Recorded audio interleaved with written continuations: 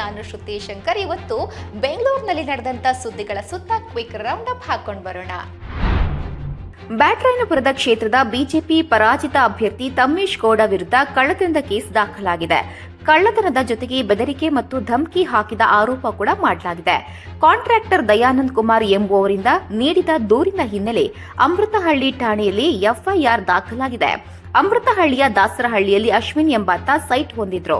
ಸೈಟ್ಗೆ ಕಾಂಪೌಂಡ್ ಹಾಕಲು ದಯಾನಂದ್ಗೆ ಅಶ್ವಿನ್ ಕಾಂಟ್ರಾಕ್ಟ್ ನೀಡಿದ್ರಂತೆ. ರಾತ್ರಿ ಬೆಳಗಾಗುವುದರ ಒಳಗಡೆ ಕಟ್ಟಿದ ಕಾಂಪೌಂಡ್ ಕೆಡವಿ ಹಾಕಲಾಗಿದ್ದು, ತಮ್ಮೇಶ್ ಗೌಡ ವಿರುದ್ಧ ಎಫ್ಐಆರ್ ದಾಖಲಾಗಿದೆ. ನೈಸ್ ರಸ್ತೆಯಲ್ಲಿ ನಿಂತಿದ್ದ ಲಾರಿಗೆ ಹಿಂಬದಿಯಿಂದ ಕಾರು ಡಿಕ್ಕಿಯಾದ ಪರಿಣಾಮ ಚಾಲಕ ಸಾವನ್ನಪ್ಪಿರುವಂತಹ ಘಟನೆ ಮಾಗಡಿ ರಸ್ತೆ ಸಮೀಪದ ನೈಸ್ ರಸ್ತೆ ಜಂಕ್ಷನ್ ಬಳಿ ನಡೆದಿದೆ. ಸಂತೋಷ್ ಸಾವನ್ನಪ್ಪಿರುವಂತಹ ಚಾಲಕನಾಗಿದ್ದು, ಮೃತ ಸಂತೋಷ್ ಅಮೆಜಾನ್ ಕಂಪನಿಯಲ್ಲಿ ಮ್ಯಾನೇಜರ್ ಆಗಿ ಕರ್ತವ್ಯ ನಿರ್ವಹಿಸುತ್ತಿದ್ದ ಎಂದು ತಿಳಿದುಬಂದಿದೆ.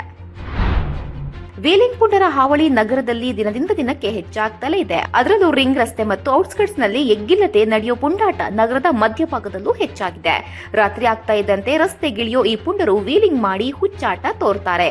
ನಂಬರ್ ಪ್ಲೇಟ್ ಇಲ್ಲದ 3-4 ಡಿಯೋ ಬೈಕ್ನಲ್ಲಿ ವೀಲಿಂಗ್ ಮಾಡಿ ಹಾವಳಿ ಎಬ್ಬಿಸಿದ್ದಾರೆ. ದಕ್ಷಿಣ ವಿಭಾಗದ ಡಿಸಿಪಿ ಕಚೇರಿ ಬಳಿಯ ಸೌತ್ ಎಂಡ್ ಸರ್ಕಲ್ ಬಳಿ ರಾತ್ರಿ ವೇಳೆ ಪುಂಡರು ಅಜಾಗರೂಕತೆ ಚಾಲನೆ ಜೊತೆಗೆ ವೀಲಿಂಗ್ ಮಾಡಿ ಬೇರೆ ಸವಾರರಿಗೆ ಕಿರಿಕಿರಿ ಉಂಟು ಮಾಡಿದ್ದಾರೆ. ಪುಂಡರ ಕೃತ್ಯ ಕಾರುವೊಂದರ ಡ್ಯಾಶ್ ಬೋರ್ಡ್ ಕ್ಯಾಮೆರಾದಲ್ಲಿ ಸೆರೆಯಾಗಿದೆ. 10ನೇ ತರಗತಿ ಹಾಗೂ 12ನೇ ತರಗತಿ ವಿದ್ಯಾರ್ಥಿಗಳಿಗೆ ಇನ್ಮುಂದೆ ವರ್ಷಕ್ಕೆ ಒಂದಲ್ಲ ಎರಡಲ್ಲ 3 ಬಾರಿ ಪರೀಕ್ಷೆ ಬರೆಯಲು ಅವಕಾಶ ಕಲ್ಪಿಸಿಕೊಟ್ಟಿದೆ. ಕರ್ನಾಟಕ ಶಾಲಾ ಪರೀಕ್ಷಾ ಮತ್ತು ಮೌಲ್ಯ ನಿರ್ಣಯ ಮಂಡಳಿ ಹಾಗೂ ವೇಳಾಪಟ್ಟಿಯನ್ನು ಕೂಡ ಬಿಡುಗಡೆ ಮಾಡಲಾಗಿದೆ. ಆದರೆ ಈ ಹೊಸ ಬದಲಾವಣೆ ಬಗ್ಗೆ ನಮಗೆ ಮಾಹಿತಿಯೇ ಇಲ್ಲ ಎಂದು ಪೋಷಕರು ಹೇಳುತ್ತಿದ್ದಾರೆ. ಅಷ್ಟೇ ಅಲ್ಲ, ವಿದ್ಯಾರ್ಥಿಗಳು ಕೂಡ ನಮಗೆ ಈ ಬದಲಾವಣೆಯಿಂದ ಯಾವುದೇ ಉಪಯೋಗವಾಗುವಂತೆ ಕಾಣುತ್ತಿಲ್ಲ, ನಮಗೆ ವರ್ಷಕ್ಕೆ ಒಂದೇ ಪರೀಕ್ಷೆ ಸಾಕು ಎಂದು ಅಭಿಪ್ರಾಯ ವ್ಯಕ್ತಪಡಿಸಿದ್ದಾರೆ. ದೊಡ್ಡಬಳ್ಳಾಪುರ ತಾಲೂಕಿನ ಹುಸ್ಕೂರು ಗ್ರಾಮದಲ್ಲಿ ತಾಲೂಕು ಮಟ್ಟದ ಹಸುಗಳ ಅಧಿಕ ಹಾಲು ಕರೆಯುವ ಸ್ಪರ್ಧೆಯನ್ನು ಆಯೋಜನೆ ಮಾಡಲಾಗಿತ್ತು. ಕೆಎಂಎಫ್ ಬಮುಲ್, ಹುಸ್ಕೂರು ಹಾಲು ಉತ್ಪಾದಕರ ಸಹಕಾರ ಸಂಘ ಹಾಗೂ ಪಶುಪಾಲನಾ ಮತ್ತು ಪಶು ವೈದ್ಯಕೀಯ ಸೇವಾ ಇಲಾಖೆಯ ಸಹಯೋಗದೊಂದಿಗೆ ಕಾರ್ಯಕ್ರಮ ಆಯೋಜನೆ ಮಾಡಲಾಗಿತ್ತು. ಕಾರ್ಯಕ್ರಮದಲ್ಲಿ ಶಾಸಕ ಧೀರಜ್ ಮುನಿರಾಜ್, ಕೆಎಂಎಫ್ ಎಂಡಿ ಮಹೇಶ್, ಬಮೂಲ್ ನಿರ್ದೇಶಕರಾದಂತಹ ಬಿಸಿ ಆನಂದ್ ಕುಮಾರ್ ಸೇರಿದಂತೆ ಸ್ಥಳೀಯ ಮುಖಂಡರು ಭಾಗವಹಿಸಿದ್ರು. 40 ಲೀಟರ್ ಹಾಲು ಕೊಟ್ಟ ಎಚ್ಎಫ್ ಹಸು ಪ್ರಥಮ ಸ್ಥಾನ ಪಡೆಯಿತು. ರಾಷ್ಟ್ರೀಯ ಹೆದ್ದಾರಿಯಲ್ಲಿ ಹಾಗೂ ಕಾರ್ಖಾನೆಗಳಲ್ಲಿ ಮಾರಕಾಸ್ತ್ರಗಳೊಂದಿಗೆ ಬಂದು ಸೆಕ್ಯೂರಿಟಿಗಳ ಮೇಲೆ ಹಲ್ಲೆ ಮಾಡಿ ಲಕ್ಷಾಂತರ ರೂಪಾಯಿ ವಸ್ತುಗಳೊಂದಿಗೆ ಎಸ್ಕೇಪ್ ಆಗ್ತಿದ್ದಂತ 5 ಜನ ಕಳ್ಳರನ್ನ ಬೆಂಗಳೂರು ಗ್ರಾಮಾಂತರ ಜಿಲ್ಲೆಯ ನೆಲಮಂಗಲ ಗ್ರಾಮಾಂತರ ಪೊಲೀಸ್ ಠಾಣಾ ಇನ್ಸ್ಪೆಕ್ಟರ್ ಎ ರಾಜು ಮತ್ತು ತಂಡ ಬಂಧಿಸಿ ಜೈಲಿಗಟ್ಟಿದ್ದಾರೆ. ಕ್ರಿಸ್ಮಸ್ ಹಬ್ಬದ ಪ್ರಯುಕ್ತ ಪ್ರಯಾಣಿಕರ ಅನುಕೂಲಕ್ಕಾಗಿ ಕೆಎಸ್ಆರ್ಟಿಸಿ ಹೆಚ್ಚುವರಿ ಬಸ್ಗಳ ವ್ಯವಸ್ಥೆ ಮಾಡಿದೆ. ಡಿಸೆಂಬರ್ 22ರಿಂದ 24ರವರೆಗೆ ಬೆಂಗಳೂರಿನಿಂದ ವಿವಿಧ ಜಿಲ್ಲೆಗಳು ಮತ್ತು ಅಕ್ಕಪಕ್ಕದ ರಾಜ್ಯಗಳಿಗೆ ಈ ಬಸ್ಗಳು ಸಂಚಾರ ನಡೆಸಲಿದೆ. ಇದರ ಜೊತೆ ಟಿಕೆಟ್ ದರದಲ್ಲಿ ರಿಯಾಯಿತಿ ನೀಡಿದೆ.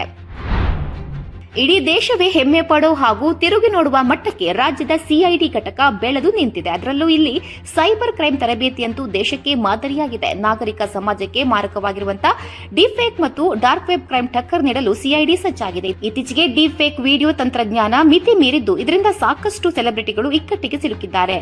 ಡೀಫೇಕ್ ಮತ್ತು ಡಾರ್ಕ್ ವೆಬ್ ಕಡಿವಾಣ ಹಾಕಲು ಸಿಐಡಿ ಸಜ್ಜಾಗಿದ್ದು, ಹೊಸ ತಂತ್ರಜ್ಞಾನ ಮತ್ತು ತರಬೇತಿ ಕೌಶಲ್ಯ ನೀಡಲು ಸಿಐಡಿ ಸಜ್ಜಾಗಿದೆ. ಡೀಫೇಕ್ ಡಾರ್ಕ್ ವೆಬ್ ತರಬೇತಿ ನೀಡಲು ನುರಿತ ವಿದೇಶಿ ತಜ್ಞರು ಕಾರ್ಯನಿರ್ವಹಿಸುತ್ತಿದ್ದಾರೆ. ಇನ್ನು ಸಿಐಡಿ ಸೈಬರ್ ತರಬೇತಿ ಕೇಂದ್ರ ದೇಶದಲ್ಲೇ ಬೆಸ್ಟ್ ಸೈಬರ್ ತರಬೇತಿ ಕೇಂದ್ರವಾಗಿದೆ. ಇನ್ನು ರಾಜ್ಯದ ಸಿಐಡಿಯಲ್ಲಿ ಟ್ರೈನಿಂಗ್ ಪಡೆಯಲು ಮಿಲಿಟರಿಯ 3 ಪಡೆಗಳು ಕೇರಳ ಮತ್ತು ಎಂಎಚ್ಎ ಉತ್ಸುಕವಾಗಿದೆ. ಇನ್ಫೋಸಿಸ್, ಸಿಐಡಿ ಹಾಗೂ DSCI data security science of India ಸಹಯೋಗದಲ್ಲಿ ನಡೆಯುವ ಟ್ರೈನಿಂಗ್ನಲ್ಲಿ ಈಗಾಗಲೇ ರಾಜ್ಯದ ಸೆನ್ ಪೊಲೀಸ್ ಠಾಣೆ ನ್ಯಾಯಾಧೀಶರು ಮತ್ತು ಅಧಿಕಾರಿಗಳಿಗೆ ಟ್ರೈನಿಂಗ್ ನೀಡಲಾಗಿದೆ. ಕೋವಿಡ್ ಸೋಂಕಿನ ಹಿನ್ನೆಲೆ ಬಿಬಿಎಂಪಿ ಅಧಿಕಾರಿಗಳು ಇಂದು ಮಹತ್ವದ ಸಭೆ ನಡೆಸಿದ್ದಾರೆ. ಕೇಂದ್ರ ಕಚೇರಿಯಲ್ಲಿ ಆರೋಗ್ಯ ವಿಭಾಗದ ವಿಶೇಷ ಆಯುಕ್ತ ರೆಡ್ಡಿ ಶಂಕರ್ ಅವರ ನೇತೃತ್ವದಲ್ಲಿ ಸಭೆ ನಡೆದಿದೆ. ಕೋವಿಡ್ ಮುಂಜಾಗ್ರತೆ ಕ್ರಮ, ಬಿಬಿಎಂಪಿಯ ತಯಾರಿಯ ಬಗ್ಗೆ ಚರ್ಚೆ ನಡೆಸಲಾಯಿತು. ಈ ಸಭೆಗೆ ಸರ್ಕಾರಿ ಹಾಗೂ ಖಾಸಗಿ ವೈದ್ಯರು ಭಾಗಿಯಾಗಿದ್ದರು. ಇದಾಗಿತ್ತು ಇವತ್ತಿನ ಬೆಂಗಳೂರು ಸುದ್ದಿ. ನಾಳಿನ ಸುದ್ದಿಯಲ್ಲಿ ಮತ್ತೆ ಸಿಗೋಣ. ನಮಸ್ಕಾರ.